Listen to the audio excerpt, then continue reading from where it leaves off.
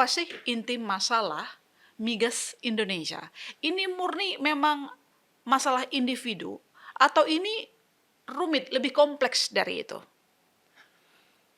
Makasih ya. Mhm. Sebenarnya kalau kita bikin rumit, dia rumit. Mhm.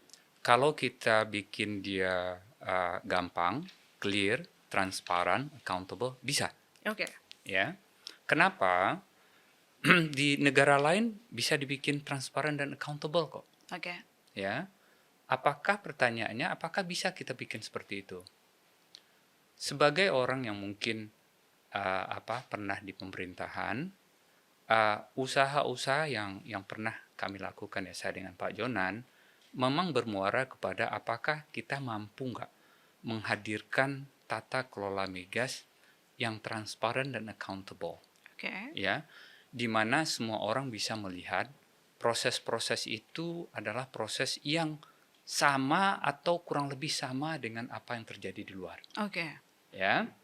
Nah, untuk itu beberapa peraturan yang kita buat, kalau kita tidak mengerti, orang mungkin mempersepsikan saya sebagai orang oil and gas. Benar, saya bekerja di oil and gas beberapa tahun ya Mhm. selama karir saya. Tapi kalau kita bicara tentang oil and gas sebagai sebuah ekosistem, ya tata kelola dari hulu ke hilir, maka sangat jarang atau mungkin tidak ada orang bisa mengerti semua proses itu secara detail. Nggak ada. Oke. Ya, saya di hulu.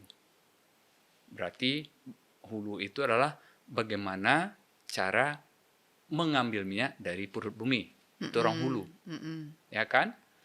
Setelah diambil, ada orang midstream namanya. Bagaimana dari hulu ini sampai ke refinery untuk diolah. Pakai kapal kah, pakai pipa kah, Ya. dan lain-lain. Itu namanya midstream. Orang yang mengolah, itu namanya refinery, itu namakan orang hilir. Mhm. Dan ilmunya beda-beda. Orang midstream lebih banyak kapal, pipeline, dagang, dan lain-lain. Orang hulu itu lebih banyak bagaimana mengambil dari bawah sampai ke atas. Orang midstream bagaimana mengolah minyak mentah menjadi BBM yang dibutuhkan oleh masyarakat. Hmm. Jadi tiga-tiganya bisa jadi orang hanya ahli di hulu, tidak paham di hilir, atau paham sedikit di hilir, atau sebaliknya. Nah untuk itu kalau kita bicara, mungkin nggak kita buat tata kelola yang kira-kira bisa nggak menyamai apa yang ada di luar? Insya Allah bisa kalau kita bersungguh-sungguh untuk itu. Sekarang kita nggak bersungguh-sungguh maksud Pak Archandra. Jadi bersungguh-sungguhnya itu adalah poin di mana kita belajar dulu. Hmm. Apa sih tata kelola migas itu? Ya, tadi bicara tentang misalnya setelah kita memproduksikan di hulu gitu ya, hulunya harus kita perbaiki.